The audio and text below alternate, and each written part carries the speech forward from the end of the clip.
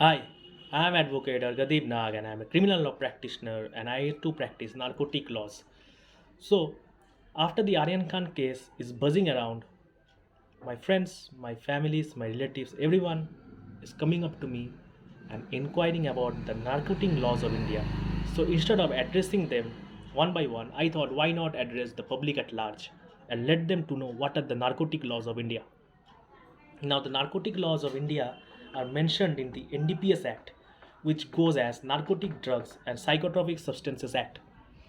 Now, the very first question which each and every one of you have in your mind is smoking a teeny tiny bit of joint legal or not? No, smoking a teeny tiny bit of joint is not at all legal, and if you are found smoking a teeny tiny bit of joint, you can be apprehended under the NDPS Act, and if you are charged under the NDPS Act, then you can end up in jail up till 1 year and pay a hefty fine of 10,000 rupees. Now, there was a guy who comes up to me and asks me a very silly, or rather a very interesting question.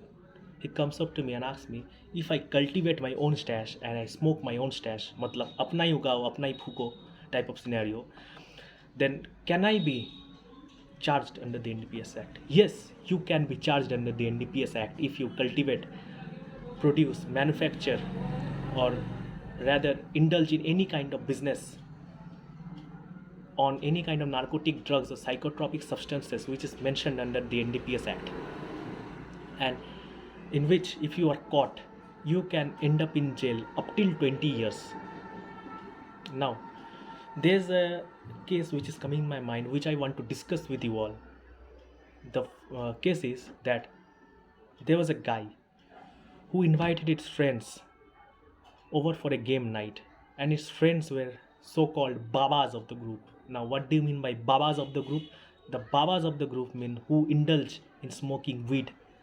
Now, as he invites those friends over, his friends come over, they roll joints, they start smoking joints, and this guy who invited them over was not at all indulging in all those activities, and he doesn't even smoke. But when the police comes over, raids that place, seizes their articles, and starts a case against them, even the guy who called them in their house was charged under the NDPS Act.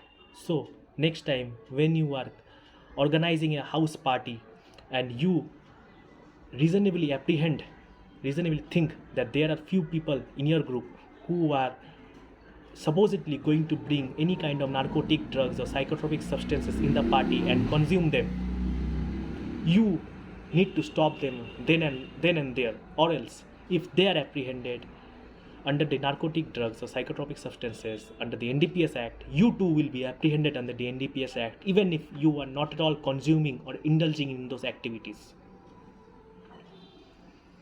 Now, what are the provisions of bail under the NDPS Act? Now, the judges are very much reluctant in granting bail under the NDPS Act, and the NDPS Act is very much restricted on granting bail. Now, if you are found with commercial quantities of NDPS Act, the bail is literally bar. I can't say bar, but it's very hard to get bail because of the presence of Section 37. Now, what does Section 37 of the NDPS Act say? Now, the Section 37 of the NDPS Act says that any offences under the NDPS Act is cognizable and non-bailable in nature. Now, non-bailable doesn't mean that you are not entitled to bail.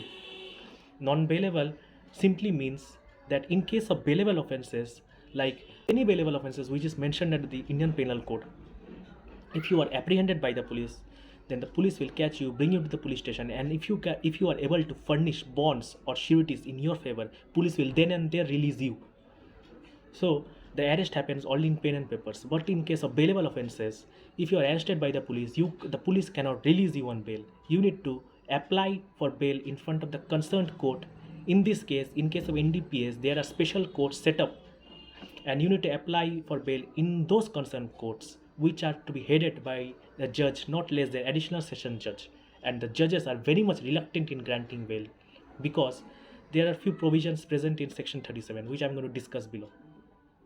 Now, the provision which I'm going to discuss out here is that if you are apprehended with commercial quantity of any kind of narcotic drug or psychotropic substances, then for getting bail you need to prove that the quantity or the case which has been started against you is that you are falsely implicated in that particular case and you are no way involved in that particular case, and which is very much difficult to prove in the preliminary stage of the case when the case just starts.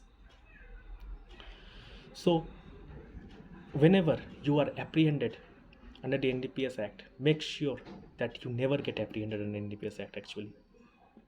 Now there are also provisions for bail if the procedure of arrest, seizure, and then all other procedures that are mentioned under the NDPS Act, which are to be followed by the police or the officials who are there to arrest you, to seize or to search everything. If the procedures are not at all followed according to rules given below, you, or to be say your counsel, as a defense counsel, I can say that if the procedures are not followed very much properly, then the accused can get bail or and also can be acquitted from the offense which he is charged with.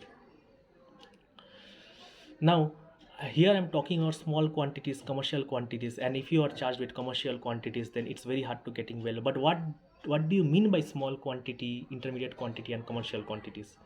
Here, like in case of Indian Penal Code, the offenses like rape are heinous, the murder is heinous, and offenses like theft is less heinous than the offenses murder and rape.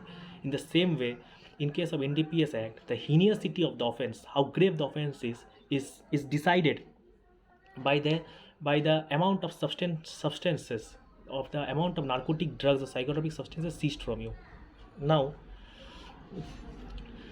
and the substances are classified in three ways: small quantity, intermediate quantity, and commercial quantity. Like in case of ganja, if you are apprehended with amount of quantity that is 1 kilo or less, it is considered as small quantity, and if you are apprehended with 20 kilos or above, it is considered as commercial quantity, and anything below 1 kilo to 20 kilo is considered as intermediate quantity. So which on the basis of the amount of quantity seized from you, the police or the court, actually not the police but actually the court, decides that you can be enlarged or bail or not. And it also, and according to the amount of quantity seized from you, the punishment also differs. Like in case of small quantities of drugs, in case of ganja, which is less than 1 kg or equal to 1 kg, which is less than that, if you are apprehended with that and if you are proved guilty, you can be sentenced to jail till 1 year. And provisions of bail are bit easy. You can get bail if you are apprehended in small quantity a bit easy. Like you can spend in custody for 30 days or 60 days, and then you can get bail in case of small quantities.